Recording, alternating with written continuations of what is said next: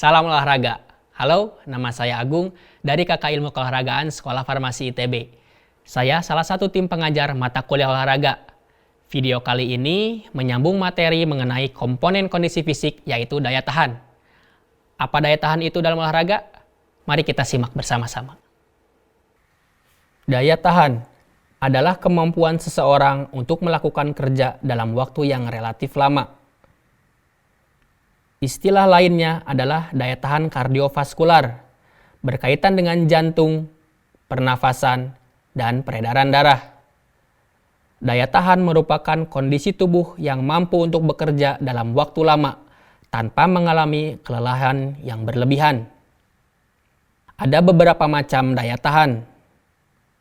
Ada daya tahan aerobik atau anaerobic endurance, daya tahan anaerobik atau anaerobic endurance, daya tahan kecepatan atau speed endurance, dan daya tahan kekuatan atau strength endurance. Daya tahan aerobik. Saat kerja aerobik atau menggunakan oksigen, tubuh bekerja pada tingkat asupan yang dapat memenuhi kebutuhan oksigen dan bahan bakar. Produk limbah yang terbentuk adalah karbon dioksida dan air yang dikeluarkan melalui keringat dan bernafas. Ada 3 klasifikasi daya tahan aerobik atau aerobic endurance. Yang pertama, short aerobic yang berdurasi 2-8 menit. Yang kedua, medium aerobic yang berdurasi 8-30 menit. Yang ketiga, long aerobic yang berdurasi lebih dari 30 menit. Lalu, apa itu aerobic threshold?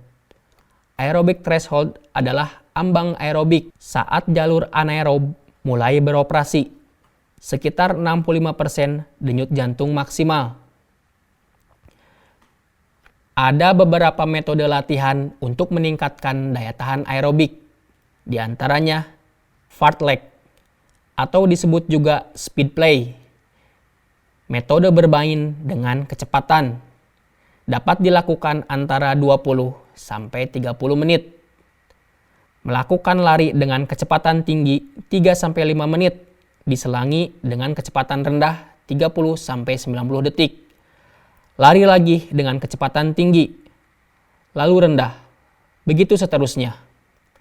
Selanjutnya, cross country, yaitu lari dengan menggunakan lintasan di alam terbuka. Lalu LSD atau long slow distance. Lari dengan intensitas antara 50 sampai dengan 85% denyut nadi maksimal. Dilakukan selama 30 menit sampai 2 jam. Frekuensinya tidak lebih dari 2 kali dalam 1 minggu. Selanjutnya, interval training, yaitu metode yang membagi antara waktu workout dan waktu istirahat. Jika melakukan intensitas sedang ke tinggi atau submaksimal, rasio perbandingan antara workout dan istirahatnya adalah 1:1.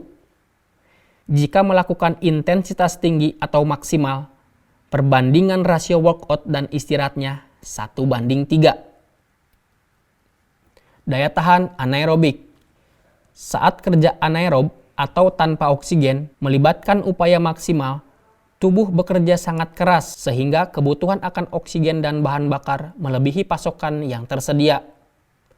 Otot kekurangan oksigen. Laktat mulai menumpuk di otot. Inilah yang disebut lactic threshold atau anaerobic threshold. Tubuh dapat kembali melanjutkan aktivitas setelah sebagian kecil dari hutang oksigen dilunasi.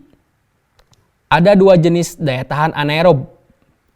Tubuh bekerja secara anaerob dan memproduksi asam laktat disebut anaerob laktik. Tubuh bekerja secara anaerob tapi tanpa memproduksi asam laktat disebut anaerob alaktik. Hanya berlangsung sekitar 4 detik. Anaerob threshold atau ambang anaerob, yaitu saat asam laktat mulai menumpuk di otot, berkisar antara 80-90% denyut jantung maksimal. Ada 3 klasifikasi daya tahan anaerob atau anaerobic endurance. Yang pertama, short anaerobik yang berdurasi kurang dari 25 detik. Yang kedua, medium anaerobik yang berdurasi 25-60 detik. Yang ketiga, long anaerobik yang berdurasi 60-120 detik. Ada metode untuk meningkatkan daya tahan anaerobik, yaitu interval. Pengulangan intensitas tinggi dengan pemulihan terbatas. Jadi, sekarang tahu kan apa itu daya tahan? Semakin tinggi daya tahan seseorang, semakin lama seseorang dapat melakukan aktivitas fisik tanpa mengalami kelelahan yang berlebih. Maka akan semakin produktif dalam bekerja. Semoga bermanfaat. Sampai bertemu pada segmen berikutnya. Sporty!